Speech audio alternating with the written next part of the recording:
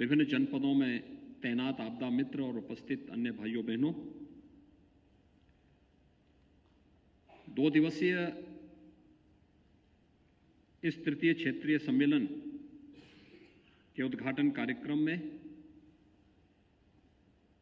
मुझे आप सबके बीच में आकर के अत्यंत प्रसन्नता की अनुभूति हो रही है कि एनडीएमए के मार्गदर्शन में उत्तर भारत के 9 ऐसे राज्य जो किसी न किसी प्रकार की आपदा से कम या ज़्यादा प्रभावित रहते हैं, उनका यह क्षेत्रीय सम्मेलन आज यहाँ उत्तर प्रदेश की राजधानी लखनऊ में आयोजित किया गया है। मैं इस अवसर पर आप सभी विभिन्न राज्यों से आए हुए अतिथियों का, एसडीएमए से जुड़े हुए पदाधिकारी और अन्य प्रतिनिधियों का उत्तर प्रदेश शासन की ओर से हृदय से आप सबका मैं स्वागत करता हूं। 2 दिवसीय यह क्षेत्रीय सम्मेलन अत्यंत महत्वपूर्ण होगा क्योंकि उत्तर प्रदेश जैसे राज्य में सम्मेलन आयोजित हो रहा है और देश की आबादी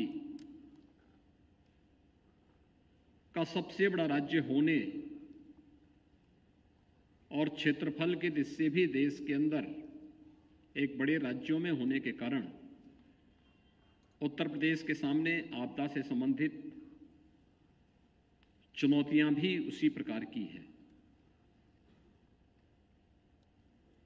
मेरा यह मानना है कि अगर समय से प्रशिक्षण और जागरूकता के कार्यक्रम चलाए जाए, बचाव के उचित उपाय किए जाएं, तो आपदा से होने वाले किसी भी नुकसान को न्यूनतम लाने में हमें सफलता प्राप्त हो सकती है। और हम सब आभारी हैं प्रधानमंत्री मोदी जी के,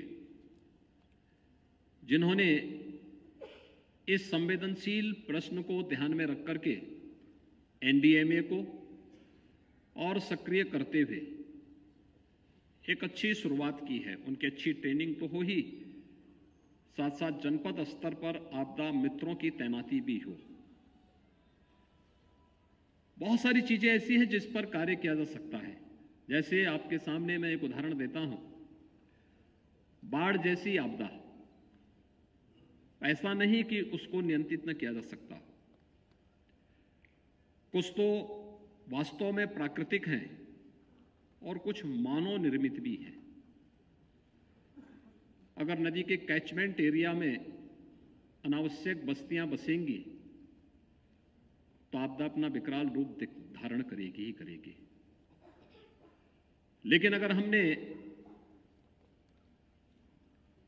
ईमानदारी के साथ उस आपदा पर नियंत्रण करने के लिए कुछ कार्यक्रम प्रारंभ किए तो उस पर नियंत्रण भी संभव है। उत्तर प्रदेश का मैं एक उदाहरण देता हूं। उत्तर प्रदेश प्रकृति और परमात्मा की कृपा का प्रदेश है और उत्तर प्रदेश में बाढ़ की स्थिति को अगर आप देखेंगे तो 2 महीने के अंतराल में अलग अलग क्षेत्रों में बाढ़ आती है। मैं विगत वर्ष भी देख रहा था, इस वर्ष भी देख रहा था। विगत वर्ष पहले हमारे उत्तर से जुड़े हुए जनपदों में बाढ़ आई थी, जो नेपाल से सटे हुए जनपद हैं, और उसके बाद फिर गंगा और यमुना के तटवर्ती क्षेत्रों में बाढ़ उन क्षेत्रों में देखने को मिली थी। इस वर्ष इसका उल्टा था। इस बार पहले गंगा और यमुना से सटे हुए जनपदों में, जिन जनपदों से गंगा नदी और यमुना नदी गुजरती है, उन जनपदों में पहले बाढ़ आई और उसके बाद में फिर नेपाल से सटे हुए जनपदों में।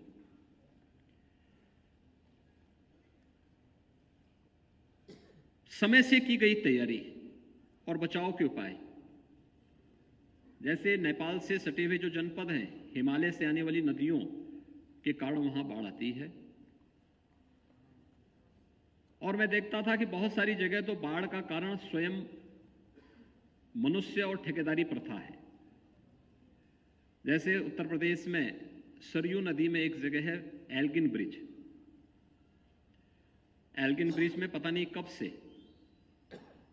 बाढ़ के नाम पे हर वर्ष 100 करोड़ रुपए से अधिक खर्च होते थे।